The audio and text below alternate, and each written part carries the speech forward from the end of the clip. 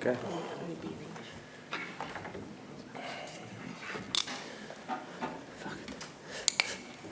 So, good evening, ladies and gentlemen. Welcome to this post-match press conference with Team South Africa. As before, please do raise your hand very clearly when you want to ask a question, and do wait for the microphone because we have simultaneous interpretation as before. So, delighted to welcome to my right, Coach Jacques Nienaber. Well done. And to his right, Captain Zia Kolisi. Well done. Kolisi. Okay, so let's go to questions, please. One at the front. Thank you. Hi, good evening. Hi, Jacques. Nice to hear. Well done. About outcome, result today, then overall performance, was it just like in the job done? Yeah, look, this was a slippery one, I think, for us. You know, you play the number 5 team in the world ranked, and they deserve it. And we all could see what they were doing in their warm-up games and how they pushed France and the big teams that they've won in the lead up to this World Cup. So for us, it was always going to be a slippery one, and we knew it's going to be a grind. But I think at the end of the day, if you look at history, it's probably, I think last time we played them, the scoreline was, or the point deficit was, or differential was 15 points, and I think it was 15 today again, if I'm not mistaken. So that's normally, history shows that, but they're a tough team that will stick in there and grind, and we knew it's going to be a grind. Thank you. Second row, please. Jacques, first one, given the extent of his injury, shoulder injury? Yes, to be honest, I'll lie. I haven't even spoken to the doc. It will probably be something that will be assessed tomorrow. In the game, they said it's a shoulder, and that's why it came off. But I mean, I will speculate in terms of the extent of it. I've got no clue. I suspect there's quite a few sore bodies. Any other injuries or players that you're worried about? Again, I haven't discussed. Normally, the process after a game like this is the doc and the medical team will start working with the guys. Now it takes obviously a couple of minutes to assess them thoroughly, and they're probably only now halfway through the team. Thank you. Second row. Thanks. Jacques, thoughts on the Boks effort on defence? Yeah, obviously defence is kind of beautiful for me. So I think, and all credit to Scotland. You know, they're a team that play with great speed, and they've got good innovation in terms of how they attack. So we had to be really, really sharp in terms of trying to cut off all their options. You know, they can create something miraculous out of nothing, and so we credit to the players. There was a lot of hard work off the field, but also on the field tonight to make sure that they try and keep them at bay. And it's a tough. It took a lot. Thank you. Second row over here, please. Jacques, could I ask you about the traffic light system, sort of without giving away sort of any, Yep. any without giving away any secrets? What sort of thing are you communicating, and how does it work? No. Listen. In terms of the lights, I don't know. It started here probably when we played France in Marseille. And I don't know if you've been pitch side or close pitch side. I mean, with this dome, the sound is phenomenal. So you can't hear people. So our main thing is for us, because there's a lot of channels and working and talking. I mean, it's tough for us to sometimes talk to our support staff. So it's I think a lot of teams will have systems where is it the red, is it the green, or whatever, what's the extent of the injury, and or the knock, or the how seriousness, and yeah, that's just for us to communicate, yeah, with the support staff. Thank you. Second row, please. Question to Sia, sorry, not related to the game. I'll tell you that last month at the Athletics World Championship, there was a conversation of a few African journalists from not rugby countries, Ethiopia, Kenya, And they speak of you as one of the most important people in Africa, not athletes, people. How do you deal with this enormous pressure around your personality? The thing is, I don't see myself like that. For me, I try and narrow that to just my kids and my brother and sister. That's who I want to be a role model for.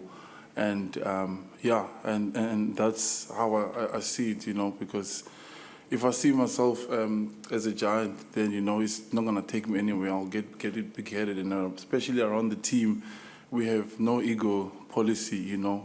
The team is far bigger than the individual. I'm nothing without the team. So that's really important. That's why I'm so grateful for coaches, and especially Coach Rassi and Jacques, who know me since I was young. Whenever my head gets a little big, they pop it for me. So some of the players too also tell me when I'm getting too big for myself, and I really enjoy that. And I think it's important, you know, everything. You as a person, you need to be a human being before anything else, you know, and that's how I like try and live and carry myself. And we come from a nation where you think of we before I, and I think that makes it easy for me just to keep grounded. Thank you. Just pass the microphone behind, please. Thank you. Sia, one for you as well. Scotland, I think, won 2 scrum penalties right at the end of the first half, and of course Finn put over that penalty. You came out in the second half and immediately won another one back. What was said at half-time around the scrums? Was anything said at half-time? Yeah, of course. It was quite clear. We didn't start the way we normally start, the intensity that we wanted to bring. That's a big thing about us. Good start, bad start, it doesn't matter. Intensity should be there, and that wasn't up to standard for us. And the conversations are clear, and anything that they say to us, we already know because we think the same. So we just told ourselves we gotta be better. It's as simple as that, because set piece is important, and that's why we came out there with that kind of energy. Thank you, gentlemen. There, please. Thank you for your patience. Sia, it's not about the match, but what do you think about the microphone? Anthem with children? Please speak into the microphone, The please. anthem with children. The anthem. Is it in Speak. French? You understand? Yeah, what do I think about the anthems? Yes. Anthems are fine. We barely hear anyway because we sing so loud. Our voices are so horrible. That's what we hear. And I think our focus is not on that. Our focus is to all I'm thinking about. I'm singing the anthem is what's the next job? What do we gotta do? So I've got no complaint. I got the energy that I needed out of the anthem, you know. So, and the people. There was a lot of green and gold jerseys out there. We could hear them loud and clear, so it was special. Thank you, gentlemen. There, please raise your hand. Orange. And then you next. Question for Jacques. Many missed free kicks today before Faf took charge of it. Is this lack of success a concern for you for the rest of the competition? Not if he wins man of the match. If he doesn't? Not if he wins man of the match. Thank you. Then 2 behind. The gentleman with his hand up. Thank you. And then you at behind. Thank you. Hi, Jacques. Can I just ask you how this win affects your planning and perception of how the rest of the games in the pool, and in particular that game in 13 days' time against Ireland? Yeah, I think the first thing is maybe to go back a step to the warm-up games. And the warm-up games is warm-up games. I think we saw that with France's performance. I think we saw that with England's performance. So everybody read a lot in warm-up games. Our game against New Zealand, it's got no bearing, there's no pressure. It's a warm-up game, it's to prepare you for a World Cup. So, but this is the real thing, and there is a lot of pressure in World Cup. So I think in terms of us, this was a slippery one for us, like I mentioned before.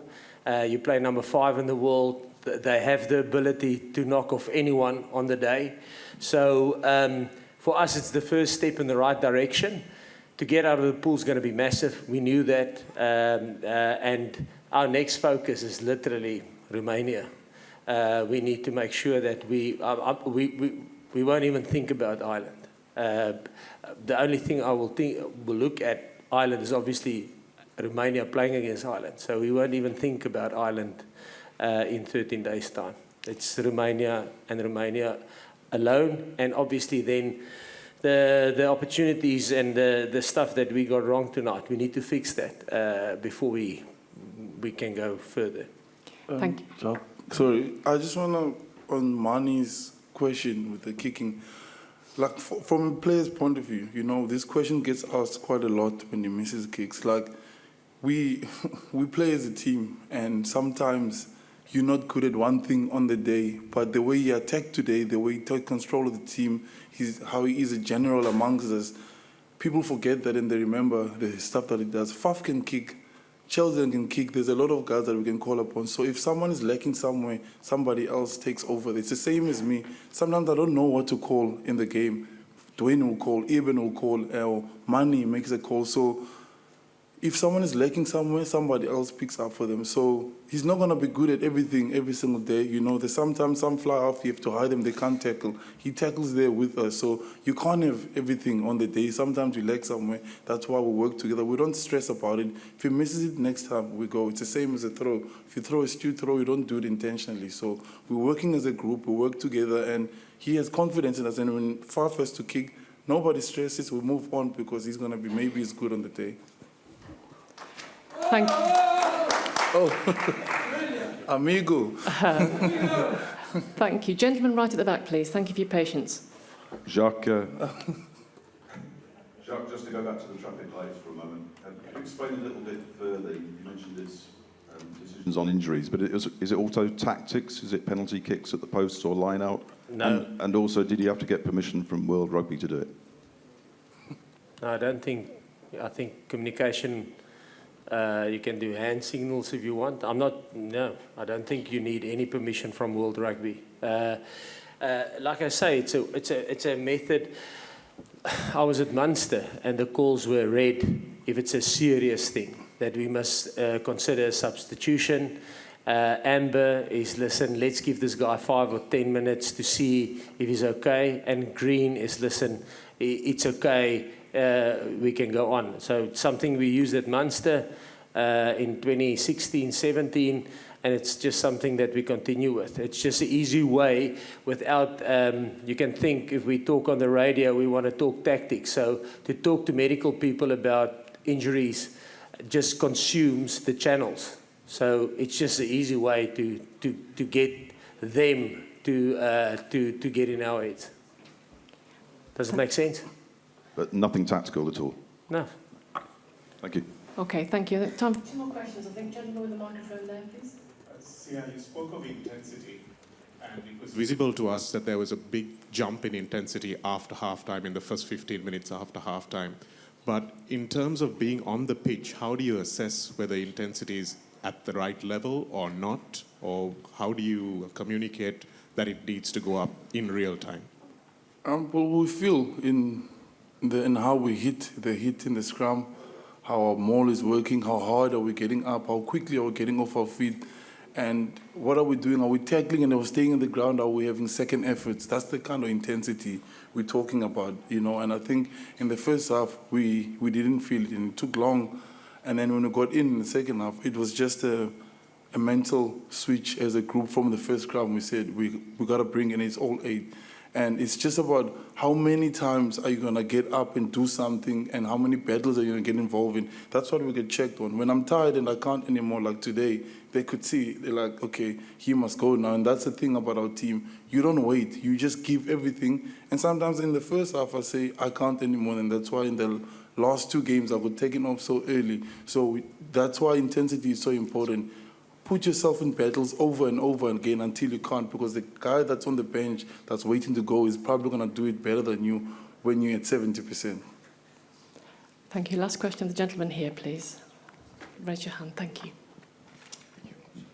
Gregor Thompson was there before you. You think your offensive game is better than 4 years ago in Japan? What do you think about? Our offensive attacking game. Offensive game, yeah. Yeah. I think the key thing for us after 2019 is, and I've said it the other day, I think rugby has changed a little bit.